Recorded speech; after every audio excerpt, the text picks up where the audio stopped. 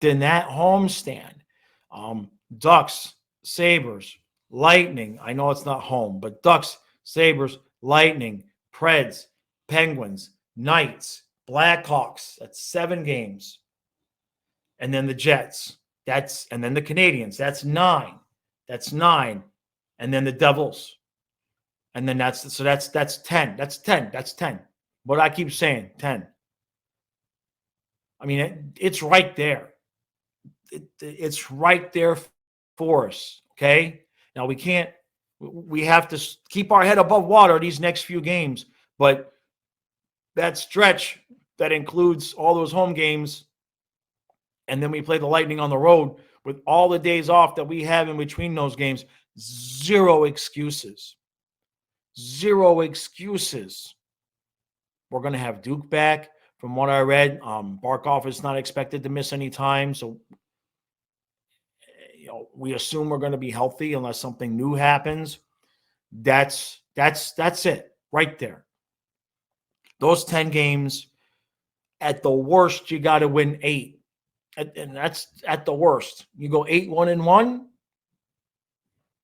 I'd like to win 10 in a row, but you go 8-1-1, and you're going to be in a position to make a move. I don't even know if 8-1-1 guarantees that we're in the 8th spot. I mean, maybe.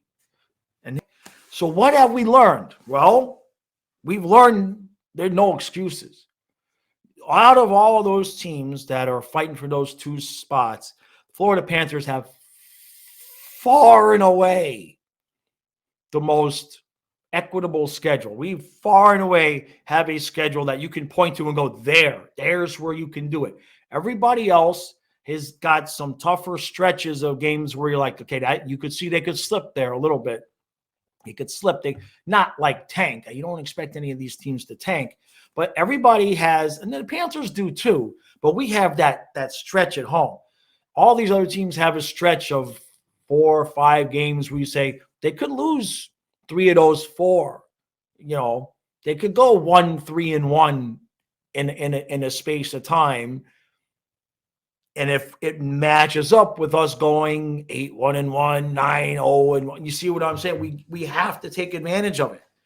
That's the only way. I suspect that we are going to know, we're going to hardcore know by the end of that homestand. I wouldn't say if we're in or not, but if we do like a 6-4-2 thing, it's over. You could forget about it. We could sit there at that point and say, well, there's still, 15 games left. We're only 4 points out. We're 4 points out now. Okay. So we have to make up the ground then. By the end of that homestand, you have to, at worst, be tied for 8th, and the games in hand be, as best as you can even, right? You can't be tied for 8th, but the other team has 3 in hand, right? If the other team's going to have 3 in hand, you've got to have a 3-point lead. You got to have at least a point per game in hand lead to be able to say, okay, this could happen. Trade deadline. I think our big addition at the trade deadline is Duclair, and why not? We don't have any room to do anything without sending somebody away. I know some people, I think it was Stu, actually thinks we're going to trade Colin White. I'm not so sure he's tradable. Who's going to want him? He's only got the 1 year on his deal. Why would somebody give up an asset for Colin White? We'd be more likely to waive him and still be stuck with him.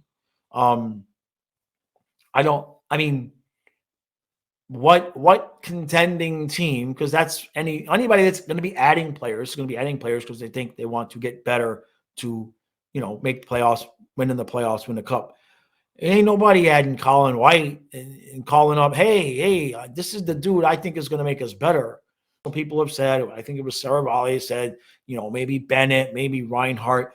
Now I'm going to separate those two. If Sam Bennett gets traded, fire and brimstone. That would be one of the most abjectly stupid, I'm just going to say it, stupid, moronic, idiotic, all of the icks, and it would be icky too if they traded Sam Bennett. There's not a big enough No sign for that. That no. Now Sam Reinhart, if we were if we were further out, if we knew we weren't making the playoffs, I could kind of maybe see some kind of reason to do it. I love Reinhart as a player. Don't get me wrong. $6.5 million, $6.5 million. Like I said, we have extension hell coming up this summer. We have money, but somebody on the stream asked me how's the cap looking for the year after that. So it looks great because we only have 5 guys under contract for 24-25 season. I added it up. We got 5 guys. We got 5 skaters. Everybody else needs contract. And next year we only have 3. That's the number 3. We only have 3 defenders under contract for next season: Ekblad, Montour, and Forsling. So, well, we have money, but what we don't have are signed players.